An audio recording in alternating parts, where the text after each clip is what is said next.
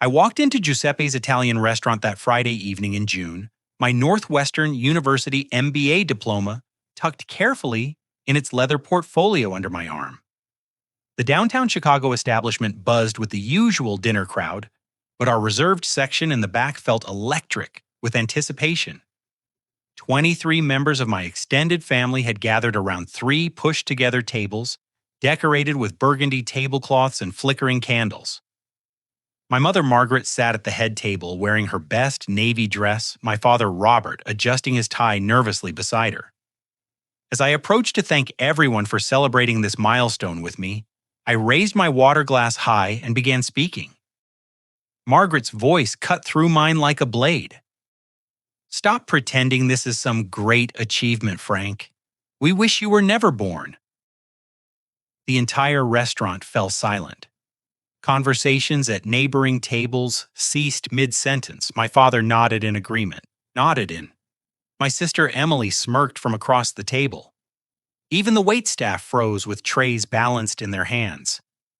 I stood there, diploma clutched against my chest, understanding that this single moment would reshape everything I thought I knew about my life. The weight of Margaret's words settled over our table like a suffocating blanket. I remained standing, my hand still gripping the water glass, while 22 pairs of eyes stared at me, with expressions ranging from shock to embarrassment. Uncle Ted shifted uncomfortably in his chair, suddenly fascinated by his pasta. Aunt Patricia dabbed at her mouth with a napkin, avoiding eye contact entirely. Growing up in Oak Park, Illinois, I had always been the invisible middle child. My older brother Jake commanded attention with his football scholarships and homecoming king crown. My younger sister Emily basked in praise for her abstract paintings and dramatic poetry readings. I was the quiet one who made honor roll, consistently worked weekends at the hardware store, and never caused trouble. While Jake got new cleats every season, and Emily received expensive art supplies, for every birthday I learned to expect practical gifts like socks and school notebooks. You always were the most selfish one.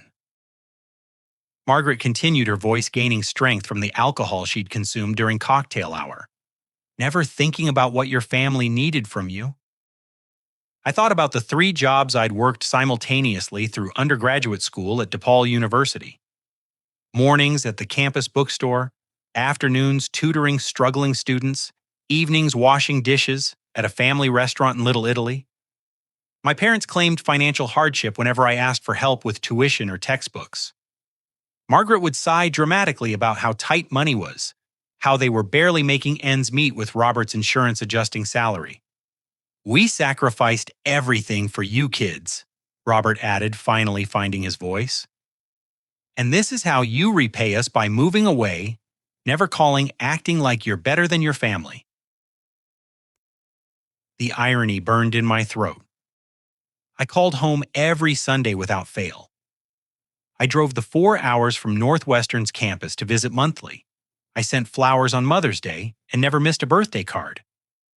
But apparently none of that mattered because I had chosen business school over medical school, independence over dependence. Emily leaned forward, her emerald eyes gleaming with satisfaction. "Frank always thought he was so smart, so much better than the rest of us. Look where that arrogance got him. A fancy degree he'll probably never use." My cousin Danny caught my eye from the far end of the table, his expression sympathetic. He mouthed, "I'm sorry," while his mother Linda pretended to study the dessert menu intently.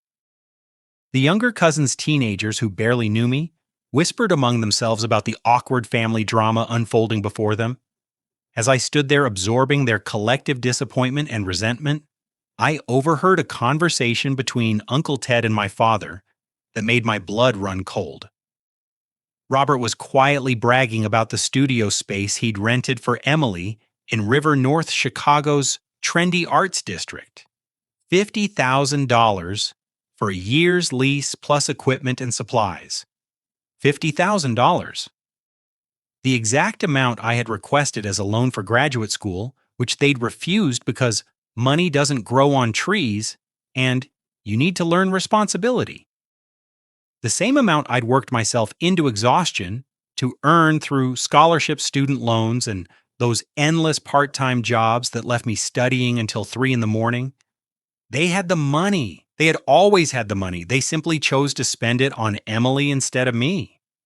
The revelation hit me like a physical blow. Every rejection, every guilt trip about being financially independent, every lecture about living within my means had been a lie. While I was eating ramen noodles for dinner and wearing thrift store clothes, they were funding Emily's artistic dreams without question or expectation of repayment. Frank. My grandmother Rose's voice broke through my racing thoughts. She was the only one at the table who looked genuinely concerned about the vicious turn this celebration had taken. "Are you feeling all right, sweetheart? You look pale." I managed a weak smile for her benefit. Grandma Rose had always been kind to me, though she lived in Florida now and only visited twice a year. She didn't understand the dynamics that had shaped my childhood, the subtle favoritism and emotional neglect that had become normal in the Thompson household. The conversation continued around me as if I wasn't standing right there. Margaret launched into a detailed criticism of my apartment choice, my career path, my failure to provide them with grandchildren at 25. Emily chimed in with snide comments about my social awkwardness and lack of artistic appreciation. Robert nodded along, occasionally adding his own disappointed observations about my character flaws. I realized this dinner had never been about celebrating my achievement. It was about putting me in my place, reminding me that no matter what I accomplished, I would always be the disappointment who never quite measured up to their expectations. The MBA from Northwestern, the job offer from a prestigious consulting firm, the independence I'd fought so hard to achieve meant nothing to them. As dessert menus were distributed and the conversation shifted to Emily's upcoming art show, I remained standing with my diploma, understanding that everything I'd believed about my family was built on a foundation of lies and favoritism that went deeper than I'd ever imagined. The tiramisu arrived at our table just as Margaret decided to escalate her verbal assault. She'd moved beyond disappointed mother into something crueler, more calculated. Her words came with surgical precision designed to inflict maximum damage. "You know what your problem is, Frank. You think education makes you special. You think that piece of paper means you're better than Emily's natural talent or Jake's athletic achievements." She gestured toward my diploma with visible disgust. "Business school is where mediocre minds go to feel important." I attempted to defend myself, to explain that I'd chosen business because I wanted to make a real impact in the world, to build something meaningful. But Margaret wasn't interested in hearing my perspective. "Your father and I have spent 25 years trying to shape you into someone we could be proud of, but you've consistently chosen selfishness over family loyalty. Moving to Chicago instead of staying close to home. Choosing money over medicine. Putting your own ambitions ahead of what this family needs." Emily pushed her dark hair behind her ear and smiled with the confidence of someone who'd never faced this kind of systematic criticism. "Remember when Frank refused to help me apply to art schools because he was too busy with his own college applications? That's the kind of brother he's always been, self-centered and competitive." This was a complete fabrication. I'd spent countless hours helping Emily with her portfolio, writing recommendation letters, and even driving her to interviews at 3 different art colleges. But apparently, in the revised family history, I was the villain who had sabotaged her dreams instead of supporting them. "And let's talk about Sarah." Emily continued, her voice taking on a particularly venomous tone. "Your precious ex-fiancé who finally saw through your act." My stomach dropped. Sarah Martinez had been the love of my life, a brilliant pediatric nurse I'd met during my undergraduate years. We'd been engaged for 8 months before she suddenly broke things off 2 years ago, claiming I'd been unfaithful with multiple women. Her accusations had blindsided me completely because they were entirely false. "Sarah deserved better than a cheater," Emily said, pulling out her phone with theatrical flair. "Lucky for her, she found someone who actually appreciated her." She swiped through her photo gallery and turned the screen toward me. There were dozens of pictures of Emily and Sarah together. Intimate dinners, weekend trips. Sarah wearing jewelry I'd never seen before. But the most devastating image was Sarah wearing the engagement ring I'd given her, except now it was on Emily's finger as they kissed in what appeared to be Emily's apartment. "You told Sarah I was cheating," I said quietly, the pieces falling into place with sickening clarity. "I told her the truth about your character," Emily replied with mock innocence. "About how you flirted with my friends at parties, how you talked about other women when you thought no one was listening." Sarah needed to know what kind of man she was planning to marry. But then her mask slipped completely. Of course, it didn't hurt that she's absolutely gorgeous and had terrible taste in men until she met me.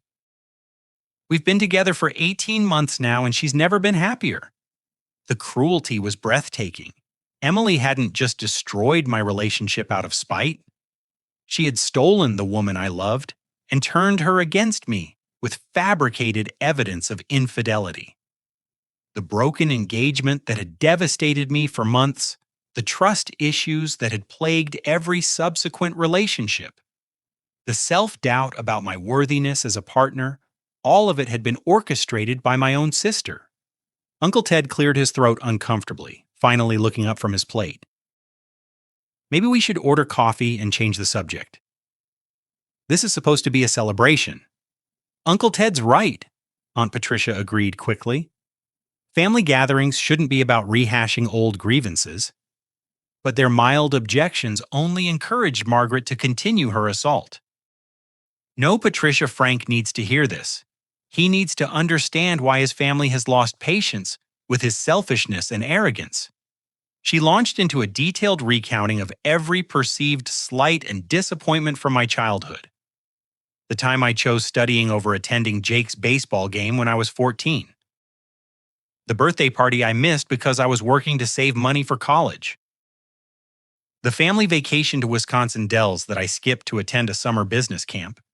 Each memory was twisted to cast me as the ungrateful son who prioritized personal ambition over family solidarity. The fact that I was working multiple jobs to pay for my own education while my siblings had their activities fully funded was conveniently omitted from these narratives. "Even now, look at him," Margaret continued, gesturing toward me like I was an exhibit in a museum. "Standing there in his expensive suit thinking he's better than all of us. That diploma represents everything wrong with Frank's character. Pride, selfishness, and a complete lack of gratitude for the family that raised him." Jake had remained silent throughout most of the dinner, focusing intently on his food, while the verbal assault continued. As the older brother, he'd always been the golden child, the one who could do no wrong. His football scholarships had paved the way to State University, though he dropped out after 2 years to work construction. Margaret had never criticized that decision the way she was attacking my educational achievements. Finally, Jake looked up and met my eyes. For a moment, I thought he might defend me, might point out the obvious unfairness of this coordinated attack. Instead, he shrugged apologetically and returned to his dessert. The message was clear. I was completely alone at this table, surrounded by family members who either actively resented my success or were too cowardly to challenge the narrative being constructed around my character. 25 years of subtle favoritism had culminated in this moment of absolute rejection. As I stood there absorbing their collective hostility, I realized that Emily's betrayal with Sarah was just the tip of an iceberg that went much deeper than romantic sabotage. This was about systematic exclusion, deliberate undermining, and a level of cruelty I'd never fully recognized until this moment. Margaret reached for her third glass of wine, her inhibitions dissolving with each sip. The restaurant around us had returned to its normal dinner conversation volume, but our table remained a bubble of toxic family drama that showed no signs of resolution. "You want to know the real truth, Frank?" Margaret's voice had taken on a slurred, reckless quality that made everyone at the table tense with anticipation.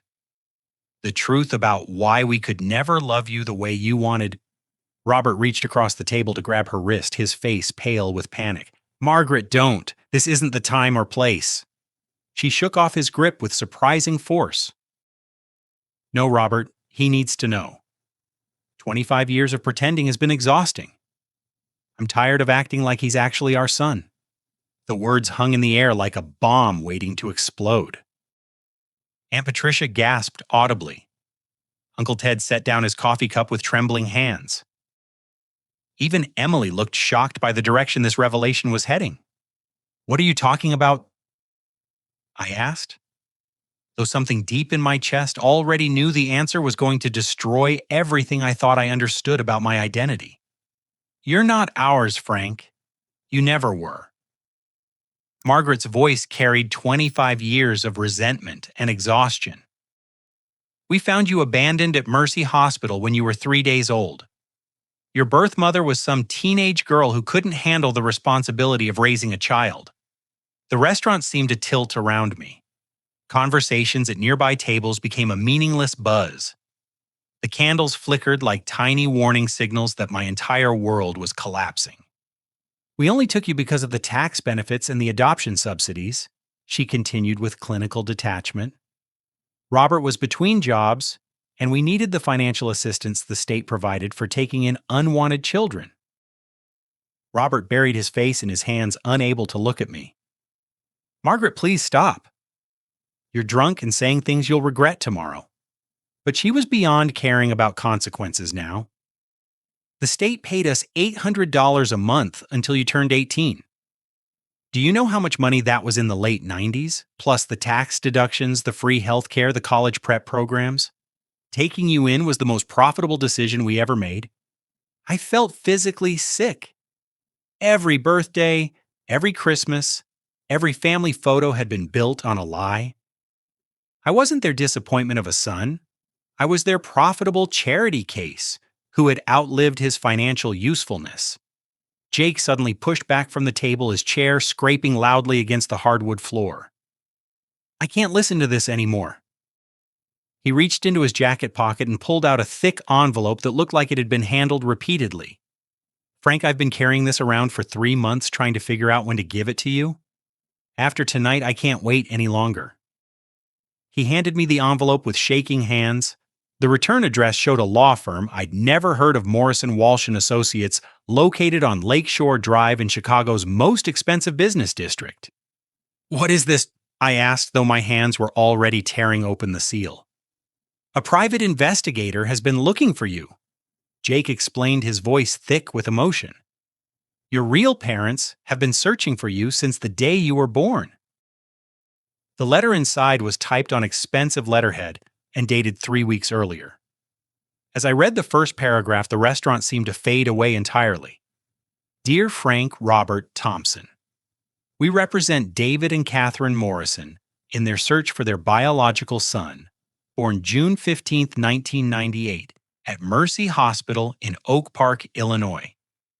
After 25 years of searching, we believe you may be the child they have never stopped looking for. My hands shook as I continued reading. David and Catherine Morrison had been 17-year-old high school students when Catherine became pregnant. Her father, a prominent Chicago judge, had forced them to give up the baby for adoption, threatening to disown Catherine and destroy David's family if they tried to keep the child. But they had married 3 years later and spent their entire adult lives searching for me. The letter included photographs of a young couple holding a baby that looked exactly like me, school pictures they'd saved from my adoptive family's Christmas cards that someone had sent them anonymously over the years, and recent pictures of them as successful adults who had never given up hope of finding their son. David Morrison was now a prominent real estate developer. Catherine Morrison ran a nonprofit foundation for abandoned children. They lived in Lake Forest, one of Chicago's wealthiest suburbs, in a house that had maintained a nursery for 25 years, updated periodically to reflect how they imagined their son growing up. The most shocking revelation came in the final paragraph. On my 25th birthday 3 months earlier, I had inherited a trust fund worth $2 million that had been established shortly after my birth. The Morrisons had been trying to locate me to inform me of the inheritance, but their letters had been returned as undeliverable. Jake, how long have you known about this? I asked, my voice barely audible.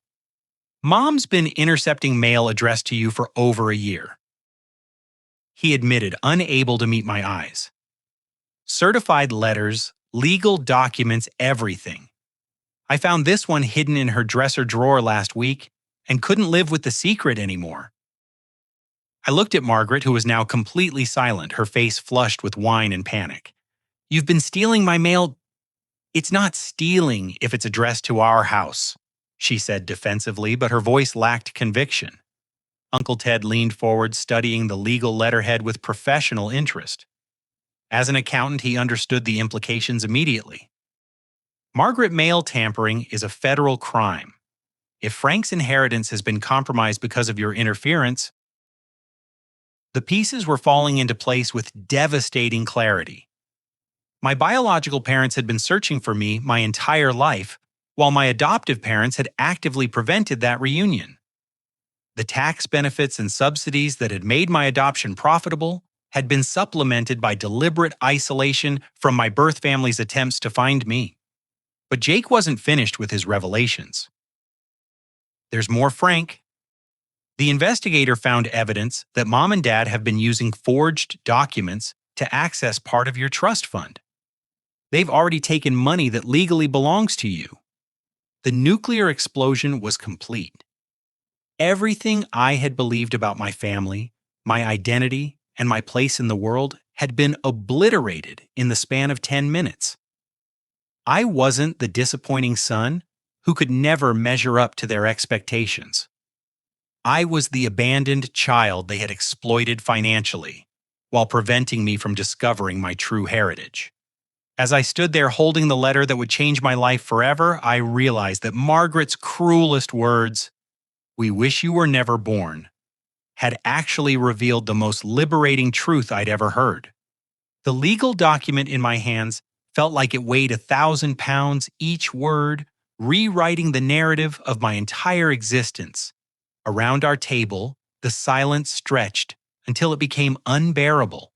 Margaret's face had gone from flushed to pale, the wine-induced courage that had driven her confession, now replaced by the stark realization of what she'd revealed. Robert finally raised his head from his hands, his eyes red-rimmed and desperate. Frank, you have to understand. We were young, barely making ends meet. The adoption agency said you needed a stable home, and we provided that. The financial assistance was just meant to help with expenses. Expenses. I repeated, my voice gaining strength for the first time all evening. You just admitted you only took me for the money. 25 years of making me feel like a burden, like I owed you everything, when you were actually profiting from my existence. Emily, who had been unusually quiet since Jake's revelation, suddenly found her voice again. This is ridiculous. Frank's being dramatic as usual. So what if he's adopted? We still raised him. We still fed him and put a roof over his head. But her usual confidence was cracking. The woman who had spent the evening gleefully destroying my self-worth was now faced with the reality that I might not be the powerless target she'd always believed me to be. Margaret's desperation was palpable as she reached across the table toward me. Frank, honey, you're still our son regardless of biology. Family isn't just about blood.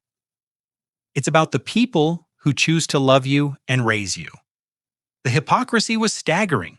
After spending the entire evening telling me how much they regretted my existence, she was now claiming parental love as a defense against the consequences of her admissions.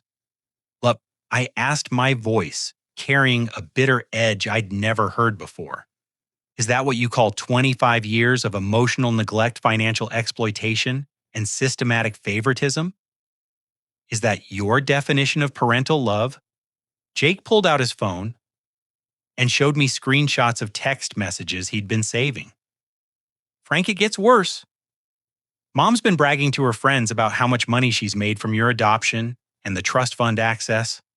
Look at these messages to Aunt Linda. The screenshots showed Margaret boasting about finally getting something good out of Frank, and how the adoption was the best investment we ever made.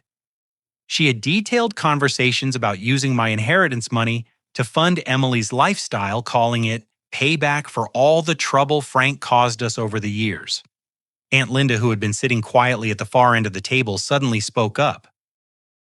"Margaret, I never responded to those texts because I thought you were joking. Please tell me you weren't actually stealing from Frank's inheritance." "It's not stealing," Margaret protested, her voice rising with panic. "That money has been sitting in an account for 3 months. Frank didn't even know it existed. We used some of it for family expenses for Emily's art studio for things that benefit everyone." "How much?" I asked, my voice deadly quiet.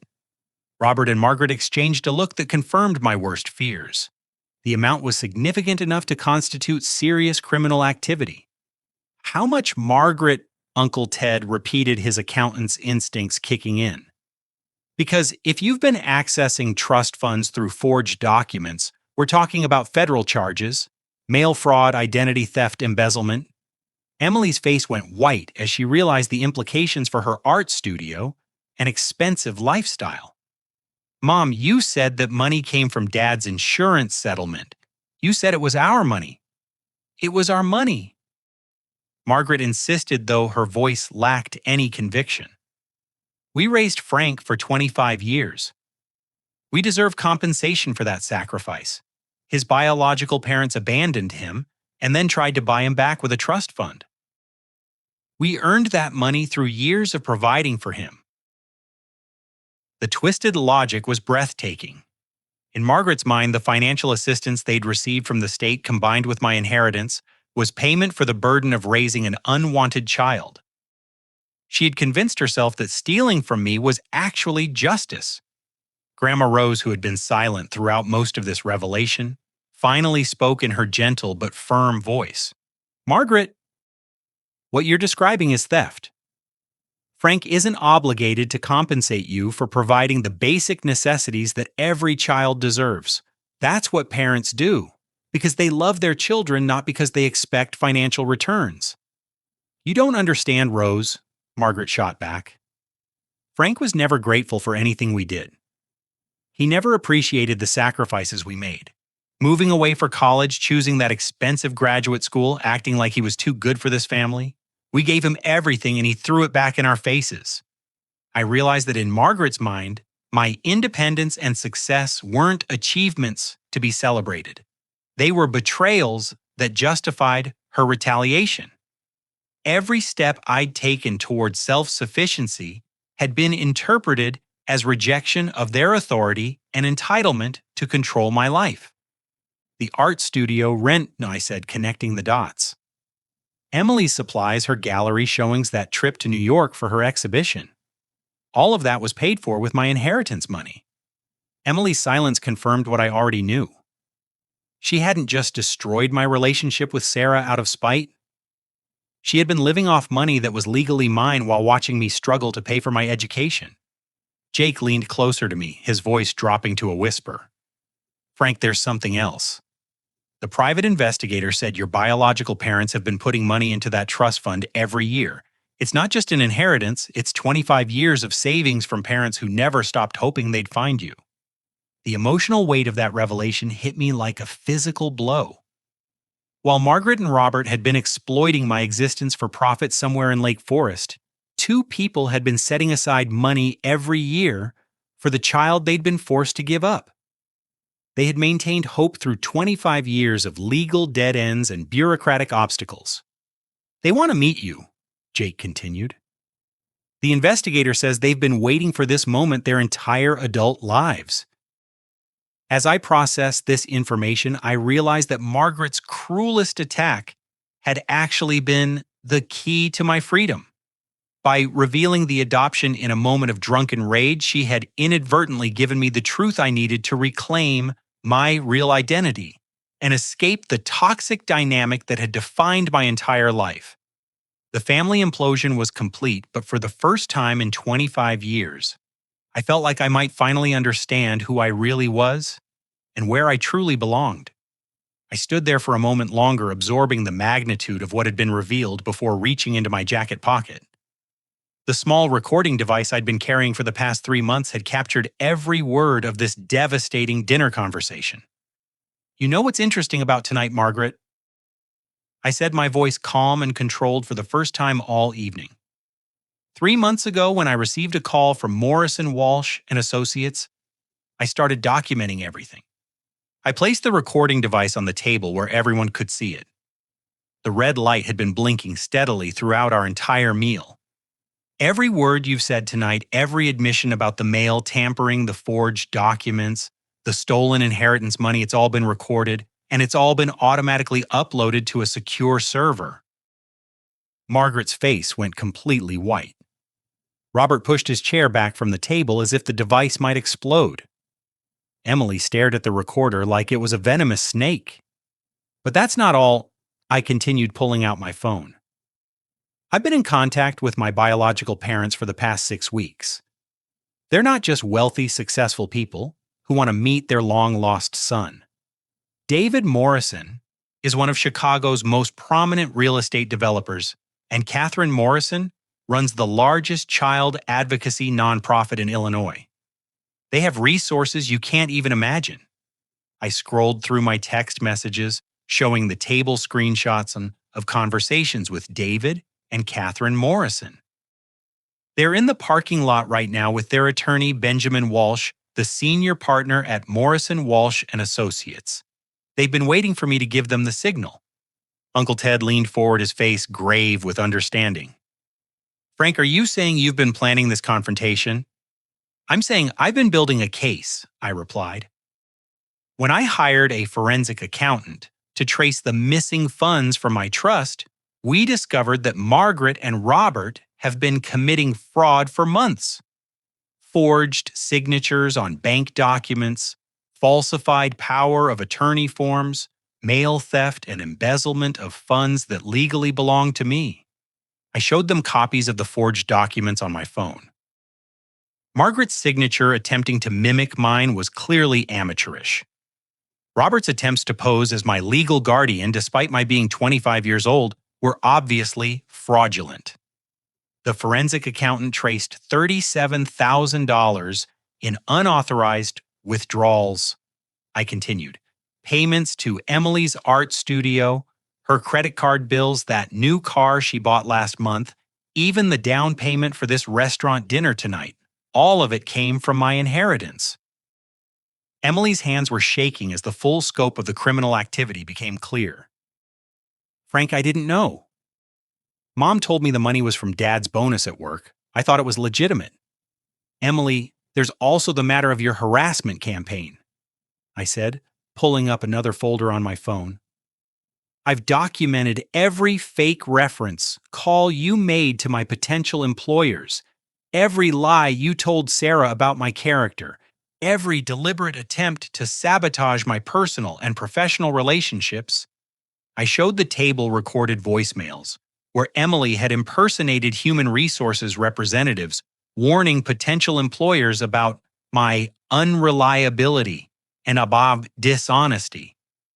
There were also screenshots of social media posts where she had spread rumors about my character to mutual friends and business contacts.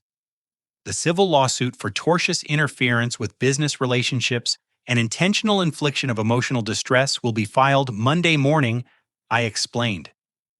Emily might not face criminal charges, but she'll be financially responsible for the damage she caused to my career and personal life. Jake looked at me with a mixture of admiration and concern. "Frank, how long have you been planning all of this?" "Since the day I realized that my family's financial struggles were selective," I answered. "When I discovered that Emily's art studio cost exactly the same amount as my graduate school tuition request, I started investigating. When the private investigator contacted me about my biological parents, I realized the full scope of what had been hidden from me. I stood up and moved toward the restaurant's entrance where I could see 3 figures waiting patiently beside a black Mercedes sedan. David and Catherine Morrison have spent 25 years searching for me through legal channels. They've never given up hope of finding their son. Tonight they get to meet me for the first time since I was 3 days old. Margaret stood up abruptly, her chair falling backward. Frank, you can't do this. We're your family. We raised you. You can't just throw away 25 years because of some strangers with money. You're right, Margaret. I can't throw away 25 years of emotional abuse, financial exploitation, and systematic favoritism. But I can finally understand why it happened and make sure it never happens again.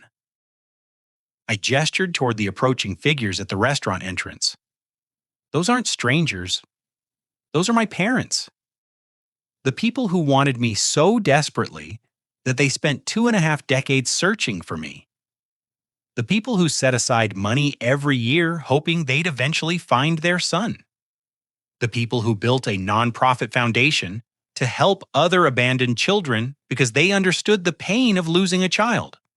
As the restaurant doors opened, I saw David Morrison for the first time. He was tall with graying hair and kind eyes that looked exactly like mine.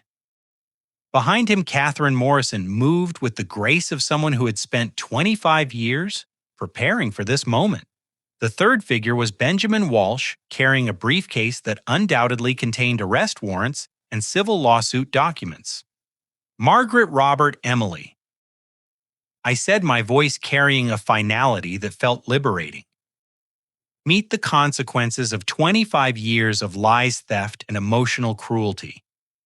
And meet the family that actually wanted me. The strategic counterstrike I'd been planning for months was finally complete, and for the first time in my adult life, I felt like I held all the power in determining my own future. Detective Maria Rodriguez entered Giuseppe's restaurant with 2 uniformed officers, moving with the practiced efficiency of someone who had served countless arrest warrants. The detective's badge gleamed under the restaurant's warm lighting as she approached our table, which had become the center of unwanted attention throughout the establishment. Margaret and Robert Thompson. Detective Rodriguez asked, her voice professional but firm. Margaret sank back into her chair, her face ashen. What is this about, Officer? Detective Rodriguez corrected. We have warrants for your arrest on charges of mail fraud, identity theft, and embezzlement. You have the right to remain silent. Anything you say can and will be used against you in a court of law. As Detective Rodriguez continued reading their Miranda rights, the restaurant's general manager approached our table with obvious concern. Excuse me, is there anything we can do to make this situation more private? We have other guests to consider. Benjamin Walsh stepped forward, his expensive suit and authoritative presence immediately commanding respect. I'm Mr. Morrison's attorney. We'll handle any disruption to your establishment. This matter involves criminal charges that required immediate action. Behind Walsh, David Morrison moved toward me with tentative steps, his eyes filled with 25 years of hope and heartbreak.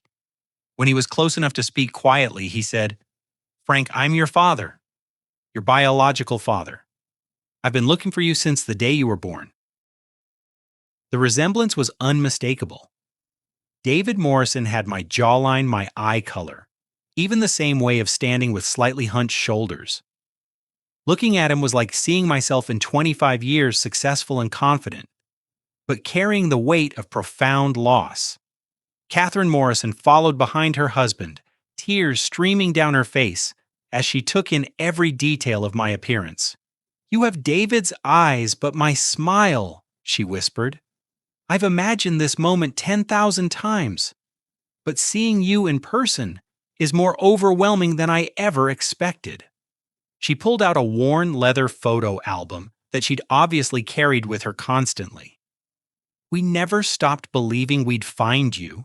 Look, this is the only picture we have of you as a baby, taken just before the adoption was finalized. The photograph showed a tiny infant with wisps of dark hair, sleeping peacefully in a hospital bassinet. Written on the back in faded ink, Frank Morrison, our beloved son. June 18, 1998. We will find you again. Morrison, I asked, understanding for the first time that Thompson had never been my real surname. Frank Morrison. David confirmed, his voice thick with emotion. That's who you were born to be. That's the name we chose for you before Catherine's father forced us to give you up for adoption." As Margaret and Robert were being handcuffed, Margaret made one last desperate attempt to maintain control. "Frank, please don't let them do this. Think about what this will do to our family. Think about Emily and Jake." Jake stepped forward, his voice stronger than I'd heard it all evening. "No, Mom. Frank is thinking about what you did to his family, what you did to him. I should have spoken up years ago." Detective Rodriguez paused in her arrest procedure to address the gathered crowd. "This investigation involves systematic fraud targeting adoption and inheritance systems. The victims in these cases often struggle with identity issues and family loyalty, but financial crimes require prosecution regardless of family relationships." Emily remained seated, staring at her hands while her parents were arrested. The reality of her situation was finally sinking in. Without the stolen inheritance money, she couldn't afford her art studio, her expensive lifestyle, or the legal defense she was going to need for the civil lawsuits. Benjamin Walsh opened his briefcase and handed me a thick folder of documents. "Frank, these are the recovered bank statements showing every fraudulent transaction.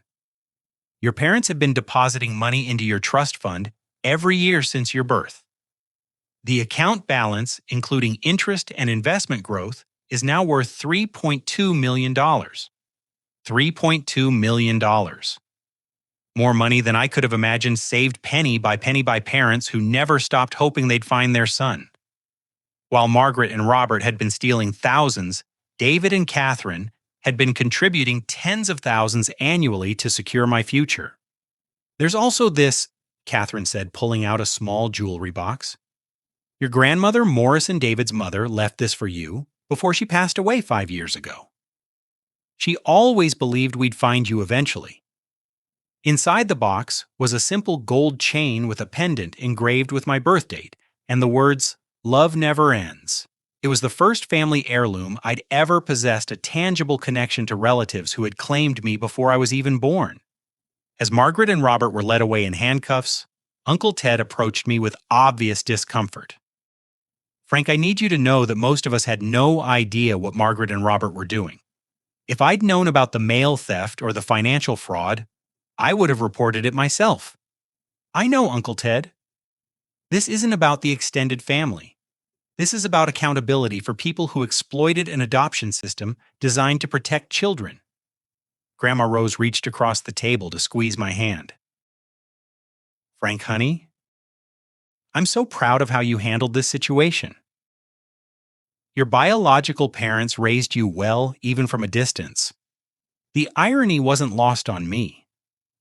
The woman who had shown me the most consistent kindness throughout my childhood was praising parents she'd never met for values they'd somehow transmitted across 25 years of separation. As the arrest proceeded and the restaurant began returning to normal operations, I realized that this confrontation wasn't just about recovering stolen money or punishing criminal behavior. It was about reclaiming my identity and understanding where I truly belonged. David Morrison looked at me with the expression of someone who had dreamed about this moment for decades. "Frank, we know this is overwhelming. We don't expect you to suddenly see us as parents. But we'd like the chance to get to know you, to understand who you've become, and to be part of your future if you'll let us." Looking at David and Catherine Morrison, I saw the family I'd always been searching for without realizing it. People who had chosen to love me before they knew my personality, my achievements, or my potential. People who had spent 25 years preparing for the possibility of welcoming me home. The reckoning had arrived for everyone at that table, but for the first time in my life, I was on the side where justice felt like freedom rather than punishment. 6 months later, I stood in the kitchen of the guest house on David and Catherine Morrison's Lake Forest estate, watching the sunrise paint Lake Michigan in shades of gold and amber. The view from my temporary home was spectacular, but what struck me most was the sense of peace I'd found in this place where I was genuinely wanted and valued. Margaret had been sentenced to 2 years in federal prison for mail fraud and embezzlement. Robert received 18 months plus full restitution, which meant they'd be financially responsible for repaying every stolen dollar with interest. Their house in Oak Park was sold to cover the debt along with most of their possessions. Emily had lost her civil lawsuit and faced damages of over $100,000 for tortious interference and intentional infliction of emotional distress. Without the stolen inheritance money to fund her lifestyle, she'd been forced to move to Oregon to live with distant relatives. Her reputation in Chicago's art community was destroyed when the fraud case became public, making it impossible for her to find gallery representation or teaching positions. The justice had been swift and complete, but what surprised me was how little satisfaction I took in their downfall. The anger that had sustained me through months of legal proceedings had gradually been replaced by something much more valuable: genuine happiness and family connection. David and Catherine Morrison had welcomed me into their lives with patience and unconditional love. They understood that building a relationship after 25 years of separation would take time and careful attention. Rather than trying to immediately claim parental authority, they had focused on getting to know me as an adult and supporting my goals. "Frank," Catherine called from the main house. "Are you ready for breakfast? Your father's making his famous blueberry pancakes." I smiled at hearing the word "father" used so naturally. David Morrison had earned that title not through biology or adoption papers, but through months of consistent kindness, genuine interest in my thoughts and dreams, and unwavering support for my independence. As I walked across the meticulously maintained grounds toward the main house, I reflected on how dramatically my life had changed. The guest house I lived in was larger and more comfortable than any apartment I'd ever rented. But more importantly, it represented something I'd never experienced before: a family home where I was genuinely welcomed and valued. David and Catherine had spent 25 years channeling their grief into productive action. Their foundation, Morrison Children's Services, had helped hundreds of abandoned and adopted children reconnect with biological families or find loving homes. Learning about their work had given me insight into my own experience and helped me understand the systemic issues that made situations like mine possible. "I've been thinking about the Foundation's expansion plans," I said, as I joined them for breakfast in their sunlit dining room. The MBA program taught me a lot about nonprofit management and strategic growth. I'd like to contribute more than just financial support. Catherine's face lit up with the enthusiasm she showed whenever discussing the Foundation's mission. "Frank, having your business expertise would be invaluable. We've been struggling with operational efficiency in our family reunification programs." Over the past months, I discovered that my business education and analytical skills complemented their passion and experience perfectly. Working together felt natural and meaningful in ways that my previous job at the consulting firm never had. "There's something else," David added, setting down his coffee cup. "Catherine and I have been discussing this for weeks. We'd like to formally adopt you." I looked up in surprise. "But I'm 25 years old. How does adult adoption work?" "It's mostly symbolic," Catherine explained. "It wouldn't change your legal status significantly, but it would make our family relationship official. It would give you the Morrison name, legally establish inheritance rights, and provide legal recognition of our parent-child relationship." The offer moved me more than I'd expected. After 25 years of being told I was unwanted and burdensome, these people wanted to claim me officially as their son. Not because they needed tax benefits or subsidies, but because they loved me and wanted to be my family in every legal and emotional sense. "I'd like that," I said quietly. "I'd like to be Frank Morrison officially." 2 weeks later, Jake visited me at the Morrison estate. He'd been wrestling with guilt about his role in enabling Margaret and Robert's abuse for years. Our relationship had been complicated by the family dynamics that had shaped our childhood, but he was working to understand and address his part in those patterns. "Frank, I need to tell you something," he said as we walked along the shore of Lake Michigan. "Sarah's been asking about you." My relationship with Sarah had ended so badly that I'd assumed any chance of reconciliation was permanently destroyed. Emily's lies and manipulation had poisoned that connection in ways that seemed irreparable. "She found out the truth about Emily's lies when the court case became public," Jake continued. "She's been carrying a lot of guilt about how she treated you. She knows she should have trusted you instead of believing Emily's fabricated evidence." "How is she?" I asked, surprised by how much I still cared about her well-being. "Miserable, honestly. She ended things with Emily months ago when she realized the extent of the manipulation. She's been hoping for a chance to apologize and maybe rebuild your friendship, even if romance isn't possible." The idea of reconnecting with Sarah was both appealing and terrifying. Our relationship had been built on genuine love and compatibility before Emily's interference destroyed it. But I'd spent 2 years believing that Sarah had rejected me based on my character flaws rather than fabricated evidence. 3 months later, Sarah and I met for coffee at a small cafe in downtown Chicago. She looked exactly as I remembered, beautiful, intelligent, and carrying herself with the confidence that had first attracted me to her years earlier. "Frank, I owe you an enormous apology," she began, her voice thick with emotion.